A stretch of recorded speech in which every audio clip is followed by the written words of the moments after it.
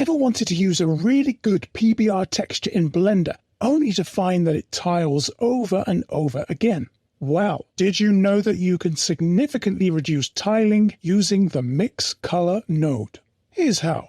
Oh, and it's easy. So, buckle up.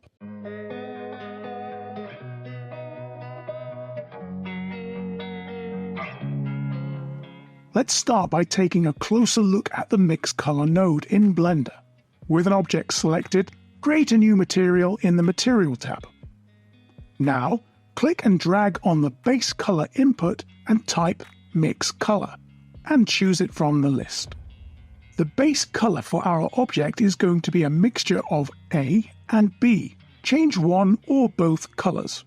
As you can see, the resulting color is a mixture of both color A and B. In this case, purple, as I have chosen red and blue for my mix colors. If we slide the factor to the left, the mix bounces toward color A. To the right, it will move over to color B.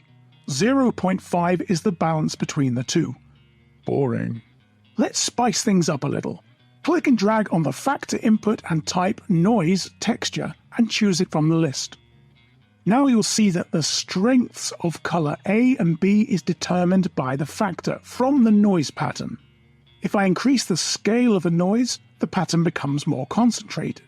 I can also change the detail and the distortion for different effects. So let's catch up with ourselves here. The Color Mix node provides you with the ability to mix between two colors based on a factor, which can also be mixed up further by using textures such as the noise texture. But what has this got to do with PBR textures and tiling? Let's take it up a notch. On the Color Mix node, change the second drop-down to Mix. Drag and drop on Input A and type Image. Select a tiling diffused image texture. Now do the same for Input B, using an alternative diffuse image texture this time. As you can see, both image texture A is mixing with image texture B via the noise factor. However, you may want the joins between the two textures to be a little less fuzzy. Let's drop a color ramp node between the noise texture and the mix color node. Bring in the black and the white points towards the center of the ramp to give a crisper edge between the image textures. Adjust this to suit the textures and effects you are after. Now you have successfully minimalized the effects of tiling and made your material far more interesting. And of course, if you're enjoying the tutorial, please don't forget to give it a like, share, subscribe, comment, and hit the notification bell for more like this. It's now very much. Back to the tutorial. Let's go full PBR. To keep things organized, with the Node Wrangler add-on enabled, or add these nodes in manually, select an image texture and press Ctrl-T to add in mapping and texture coordinates, like this. Link the vector output on the mapping node to the other image texture vector input. Doing this will give you better control over scale, position, and rotation for your PBR texture. I will also align my image textures like this to keep things tidier.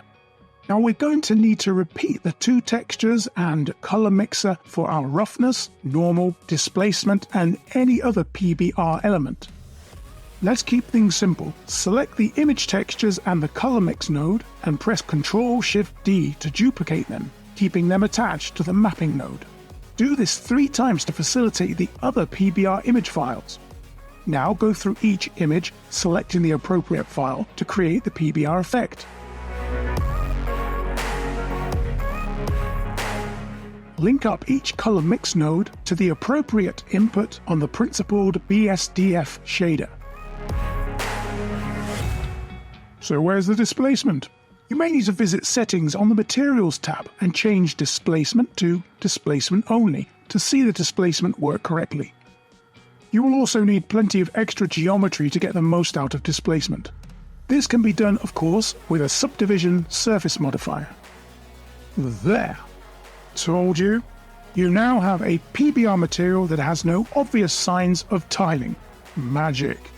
If you want to take this to the next level, you could try substituting the noise texture for an image node and paint the factor in with texture paint. But that might be for another tutorial. Ta-ta.